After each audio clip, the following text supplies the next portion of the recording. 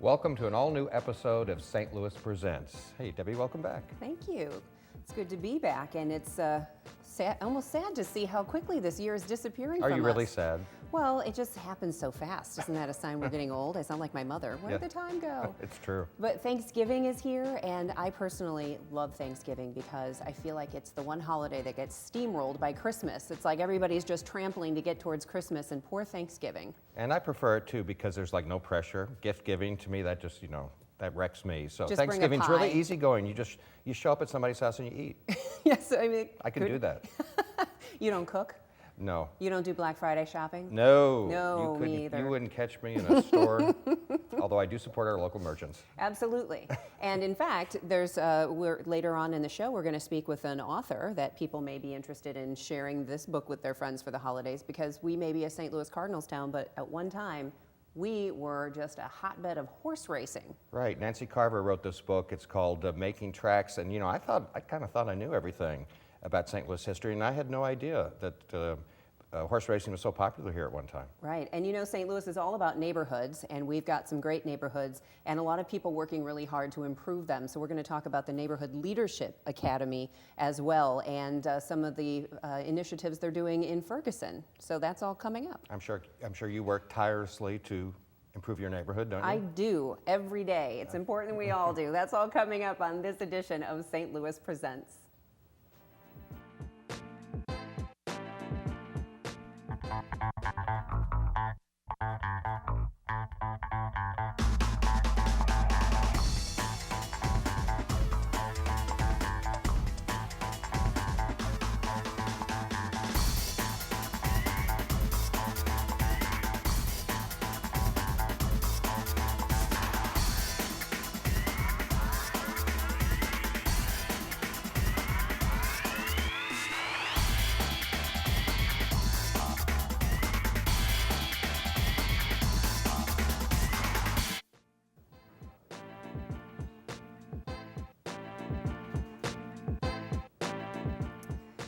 UMSL's Neighborhood Leadership Academy will be hosting a roundtable event to discuss tips for engaging youth in leadership roles in the community.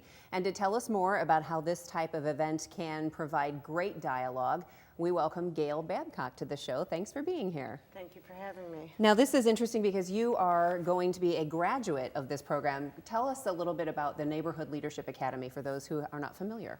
The Leadership Academy was started in 2002 through the University of Missouri St. Louis and the Missouri Extension to bring together nonprofit leaders, people who are interested in running for office, neighborhood associations, to help us better learn how to do our jobs.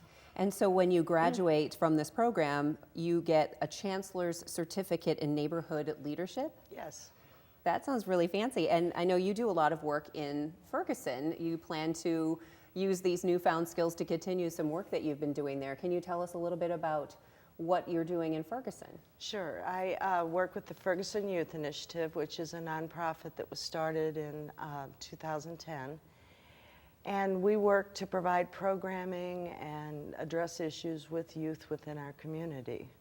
We have youth nights, which would travel to different locations where youth can swim and play basketball and eat and listen to music. We do open arts where they can perform. We have the Ferguson Community Service Program, which allows youth who get municipal fines to work off the fines and the charges in the community. And a number of other activities for youth. We recently had a youth summit where youth discussed improving relationships between the police and youth, and also what other programs they need in Ferguson. And that couldn't be more timely. And it's interesting, though, that this isn't because of the recent events in Ferguson. This program has been going on for quite some time. Yes, the program has. The youth summit was held really in direct result with what has happened with the untimely death of Michael Brown, yes. So tell us a little bit about what you hear from the youth that you work with. You're talking about improving relations with police. You're talking about working off municipal fines. These are all big topics that we've been talking about a lot lately. But clearly, working with the Ferguson youth, you know that these have been ongoing issues. Yes, they have been issues, and to the extent that a nonprofit is able to address them, we've tried to address that, like with the community service program.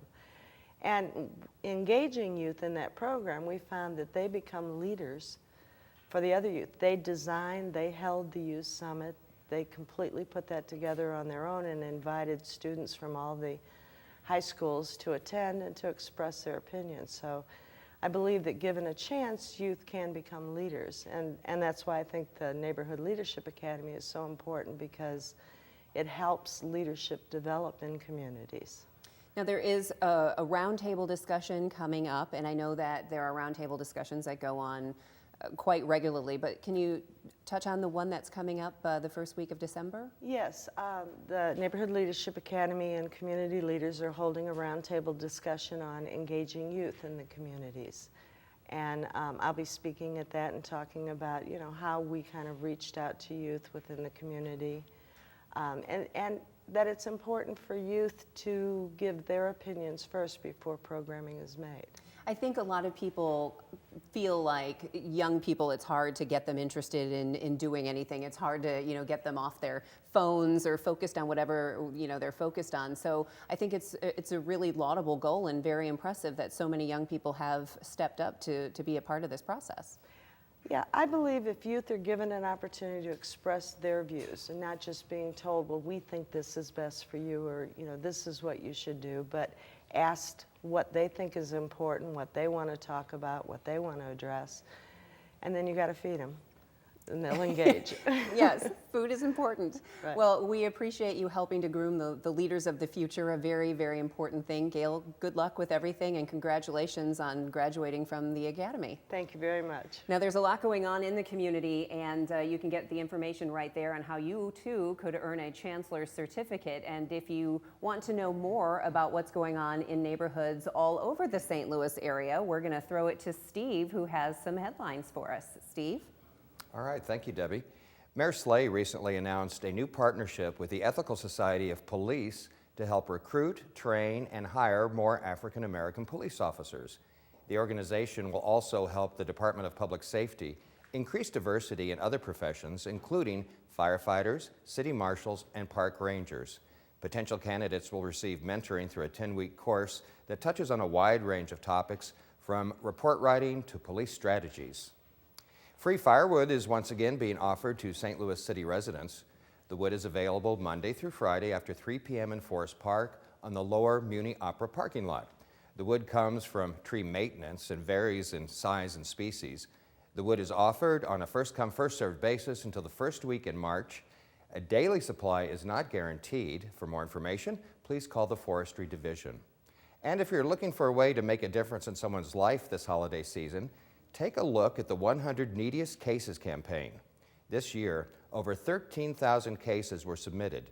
Volunteers have selected 100 cases to be profiled in the Post-Dispatch. This sampling helps to raise awareness and encourage donations for the thousands of needy families in our area. You can help by adopting a selected case or donating to the general fund of the 100 Neediest Cases.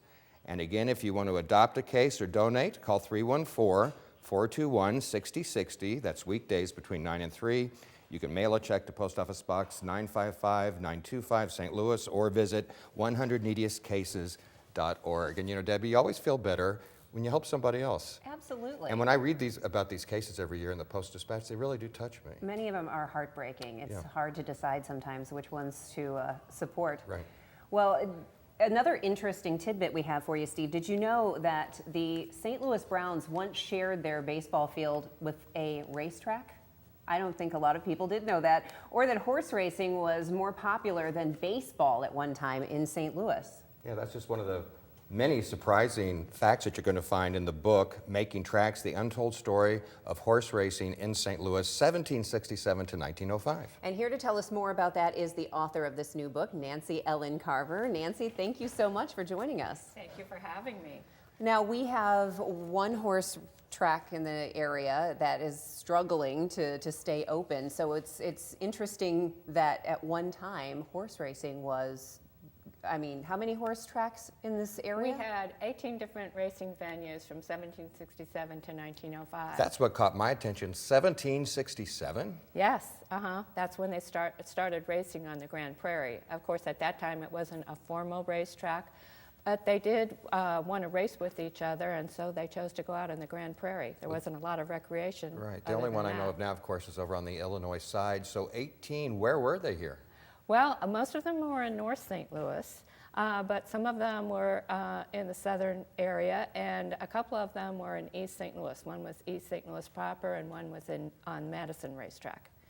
So they were just across the river, so you could take the streetcars from downtown St. Louis, ride over, and be there in a few minutes. That's kind of funny. Back in the day, you would ride a horse to go see a horse race. Yes. Seems strange to me. I don't That's know. right. And what about the one that was in the Del Mar Loop?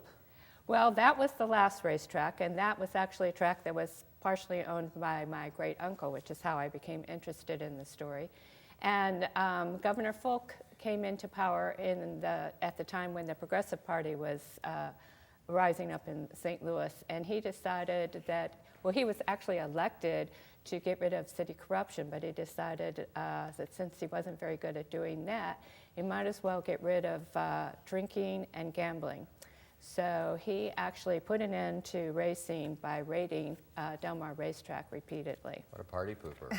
A great party pooper. What was the problem? Was there gambling? I don't even know. Was gambling illegal then? Was that the problem? Well, no, gambling was actually legal, but they kept changing the laws. So there was frequent changes in the laws, which made it difficult for people who were establishing racetracks to know just what the law would be when they were finished constructing the racetrack.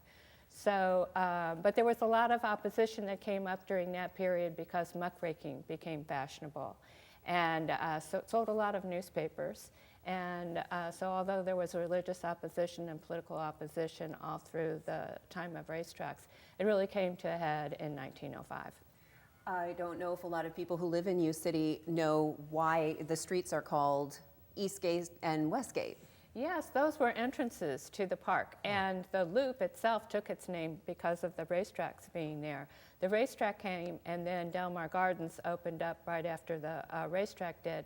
So those streetcars would come from the city, and they would take a loop at Heman Avenue to let the passengers off and to pick up new passengers, and so that loop gave its name to the Del Mar Loop. You know, I'm thinking 18 racetracks, that seems like a lot of horses. So would these be like local horses, or was there a circuit, and would people take their horses around to different cities, or how did that work? Well, in the very beginning, they were local horses, so they weren't thoroughbreds, because it took a while for thoroughbreds to come to St. Louis. But after that, the thoroughbreds came from all over the United States. And of course, it was difficult to transport them during that time, and that's why the changes in the law were so difficult for people who had horses. You talked about the raiding of the Del Mar Gardens track because of corruption.